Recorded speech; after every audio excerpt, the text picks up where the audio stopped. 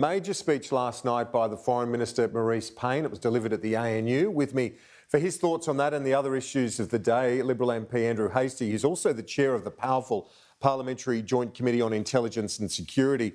Andrew Hastie, thanks so much for your time. Good to be with you, Kieran. A strong speech from the Foreign Minister last night, a big focus on this issue of disinformation, from the likes of Russia, from China. How significant is that threat right now amid this global pandemic? It was a very significant speech, very principled, but also deeply realist, I thought. It affirms sovereignty, it affirms multilateralism, not for its own sake, but insofar as it serves our interests and the interests of our neighbours. But certainly she did call out Russia and China on disinformation operations, and it's worth noting last week we also signed in the UN with 131 other nations a Latvian-sponsored motion condemning disinformation. So this is a big step by Australia, but we're not alone. We're doing it as part of a coalition of nations. The European Commission found that China and Russia have used the pandemic to exacerbate social polarisation. What are those nations trying to achieve by that? Well, I think they're authoritarian regimes, and democracies, we're free, power is diffuse and decentralised, and sometimes debate can get quite heated, as we're seeing in the United States. And so if you can foster that sense of disunity in the body politic, then it might be to your advantage strategically if you're an authoritarian regime. So that's what they're trying to do. It's sowing discord in the population, and this is something that we need to push back against, especially when we're dealing with pandemics. It's especially dangerous in pandemics. Indeed. The Foreign Minister, though, last night said Australia will be stepping up its engagement in multilateral organisations such as the UN. Do you think it's important for Australia to engage with like-minded nations, middle power nations like us to take on that sort of challenge, to shape a safer world, as the Foreign Minister put it last night? Absolutely. She's 100% right. Institutions, whether they're local, national or global, are not neutral. They're always contested spaces. And we serve our interests and the interests of our neighbours by being active participants in global institutions. We can't retreat from them. We have to be engaged, and we can shape them so that it serves our neighbours and our own interests. And that's why I thought it was a deeply realist speech. It was principled, but it was also realist. And I thought it was her best speech thus far. It was really good. Well, she's made the point previously, though, about the need to call out China for disinformation. Is there an argument to say, let that stand and get on with doing business with them? Does this sort of speech, repeated points, risk worsening tensions? I don't think so at all. I think we should always interact on the global stage from a position of strength.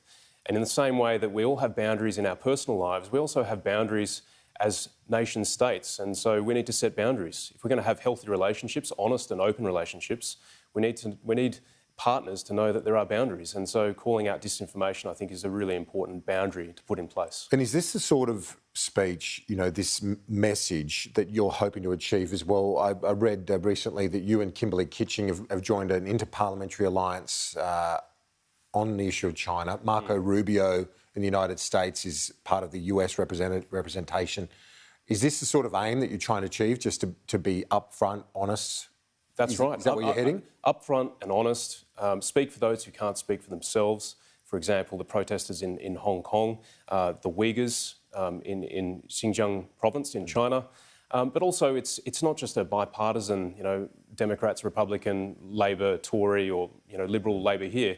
It's actually, there's a lot of parties represented, even the Greens in Germany. And I spoke to Adam Bandt today. I said, hey, we'd love to have the Australian Greens on board because...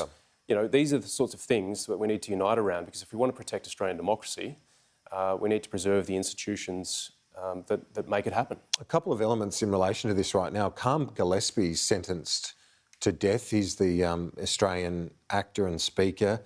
Are you concerned that the Chinese Communist Party and the leadership there have used this as a way to target Australia amid tensions in the relationship? Look, I think we need to deal with every issue in isolation. I don't think we want to make anything more of this. Obviously, we're very concerned that an Australian citizen has been sentenced to death. We don't want to see that happen, and we'll fight that sentence on the merits of the case. But engaging in a broader rhetoric I don't think is very helpful in this instance. Chinese soldiers have clashed with Indian troops on their border. Do you sense that the Chinese government and authorities are pushing the boundaries in more ways than one right now?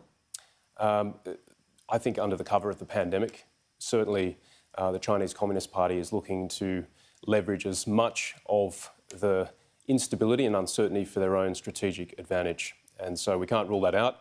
And of course, this increases the risk for strategic miscalculation. Tactical actions on the border between India and China can have strategic consequences, which is why we need to dial it down, and we want everyone at the table talking to each other. And so just on this issue before we move on, how do you see the best case scenario in terms of dealing with China? Because you come from Perth and WA, Sure. big resources state, and you know the view of Mark McGowan and others in that state very much look to China Sure. for their business dealings. How do you see the best case scenario in terms of Australia-China relations?